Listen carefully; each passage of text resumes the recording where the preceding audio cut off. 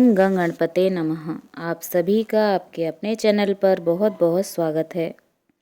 महर्षि वेद व्यास द्वारा रचित महाभारत ग्रंथ में अनेक महारथी व बलशाली राजाओं का वर्णन है।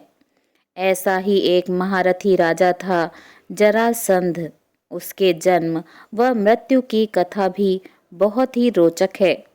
जरासंध मगध का राजा था। वह अन्य राजाओं को हराकर अपने पहाड़ी किले में बंदी बना लेता था। जरासंध बहुत ही क्रूर था। वह बंदी राजाओं का वध कर चक्रवर्ती राजा बनना चाहता था।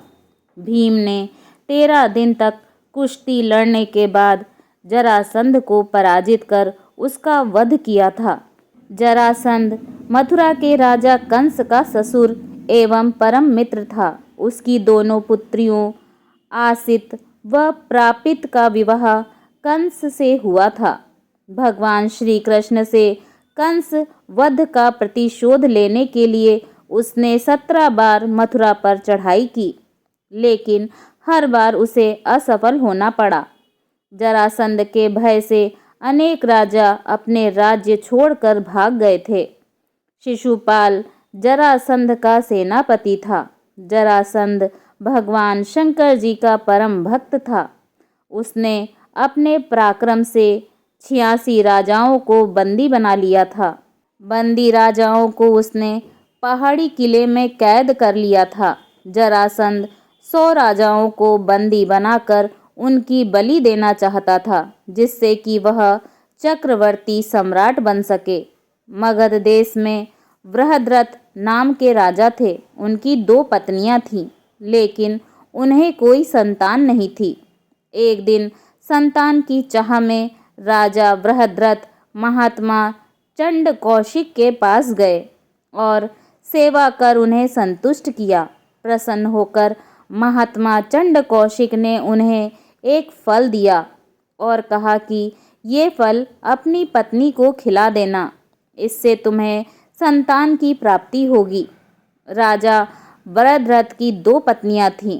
राजा ने वह फल काटकर अपनी दोनों पत्नियों को खिला दिया। समय आने पर दोनों रानियों के गर्भ से आधा आधा शिशु पैदा हुआ। रानियों ने घबराकर शिशु के दोनों जीवित टुकड़ों को बाहर फेंक दिया। उसी समय वहां से एक राक्षसी गुजरी। उसका नाम जरा था। तब उसने जीवित शिशु के दोनों टुकड़ों को देखा तो अपनी माया से उन दोनों टुकड़ों को जोड़ दिया और वह शिशु एक हो गया। एक शरीर होते हुए वह शिशु जोर जोर से रोने लगा। बालक की रोने की आवाज़ सुनकर दोनों रानियां बाहर निकलीं और उन्होंने उस बालक को गोद में ले लिया।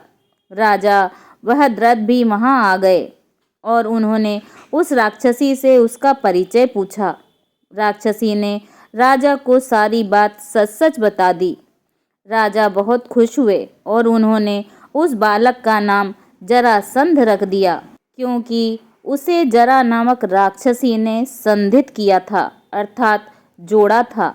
जरासंध का वध करने के लिए भगवान श्री कृष्ण ने योजना बनाई। योजना के अनुसार भगवान श्री कृष्ण, भीम व अर्जुन ब्राह्मण का वेश बनाकर जरासंध के पास गए और उसे कुश्ती के लिए ललकारा। जरासंध समझ गया कि ये ब्राह्मण नहीं है।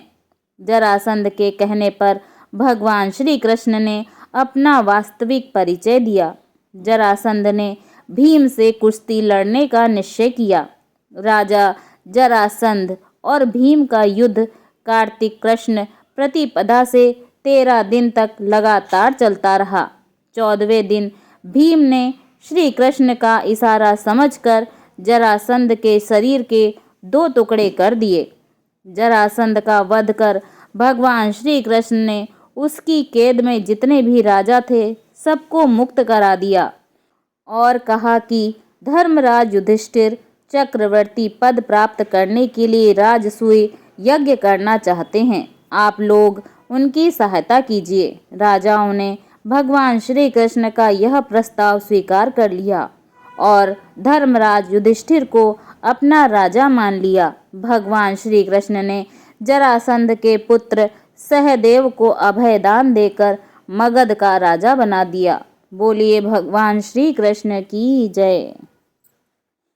अगर आपको यह कहानी पसंद आई हो तो वीडियो को लाइक करें और शेयर करें, और इसी तरह की पौराणिक धार्मिक कथाओं को सुनने के लिए मेरे चैनल को सब्सक्राइब करें। धन्यवाद। जय श्री राधे कृष्णा।